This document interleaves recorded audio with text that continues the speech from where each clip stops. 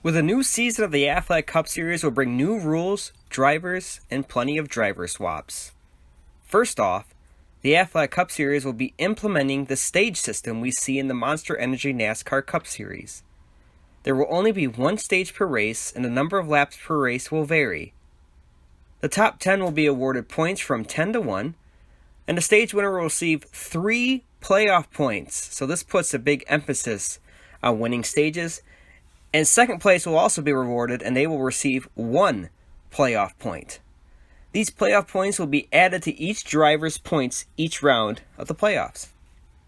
Secondly, pit stops will now be mandatory for the first time in Aflac Cup Series history. Every driver must make at least 1 pit stop per race, but pit stops during Stage 1 will not count towards that 1 mandatory stop per race. If a driver fails to make a pit stop during a race, they will be positioned as the last driver on the lead lap. Teams can choose to do stop and goes, but it would be wise to at least fill up the tank, as fuel tanks will be limited to the amount of laps per race. The ACS has also worked with Goodyear to emphasize the tire fall off to make tires very important in each race. Lastly, the playoffs will get a new look. One race will not define a champion in the new look playoff format. In Season 10, only 12 drivers will be eligible for the playoffs. Winning a race will automatically qualify a driver for the playoffs, no matter their points position, as there are 30 full-time drivers in the series. There will be 8 races in the playoffs with 3 separate rounds. Rounds 1 and 2 will have 3 races each, with a standard 4 drivers eliminated each round. The final round will now have 2 races, and it will no longer be a winner-take-all event. Colon Motor Speedway and Detroit Motor Speedway will be the final 2 races of the season, and whichever driver accumulates the most points through both races will be the champion. Playoff points will be thrown out the window entering the final round as well, to put all 4 finalists at an equal playing field. Stage points will still count in each race. We've also had a crazy silly season in the Aflac Cup Series, possibly the craziest in ACS history.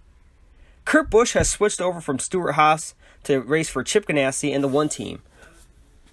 Ryan Newman makes a move over to Roush Fenway Racing to revive that team and make the 6th team relevant once again. Rookie of the Year contender Daniel Hemrick will make his ACS debut racing for Richard Childress as he and RCR bring back the famous number 8.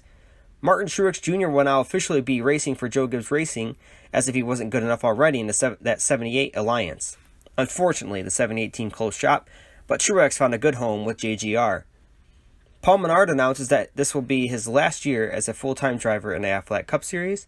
Tyler Reddick will also be entering the ACS as a rookie, but will not be eligible for Rookie of the Year, as he will be on a limited schedule for RCR in the 31 machine.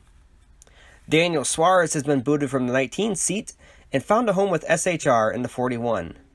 Ryan Preece has been given a shot with JTG Racing in the 47 ride. Can he back up the success Allmendinger found in that ride last year, as he won at the Bay City Road Course? Jimmy Johnson loses longtime sponsor Lowe's and will now have the Ally colors on his 48 machine. JJ was a finalist from a year ago, but found himself spinning through the grass with 2 laps to go. Carter Adelman leaves Team Magi and will now race for Chip Ganassi. Adelman and Chip are on a 1-year deal, and they have high expectations for the young man from Minnesota. Cam DeLuca also has to find a new team as Furniture Row Racing closed up shop, but he gets to stay with his JGR alliance as he teams up with Levine Family Racing. Speaking of the 95, they signed Matt DiBenedetto for his season in the Aflac Cup Series. There's a lot of hype around this move, and we'll see if Matty D is up to the challenge. That will conclude the massive rule and driver changes entering the 10th season of the Aflac Cup Series. To close out the news segment, I'll leave the Season 10 schedule at the end of the video.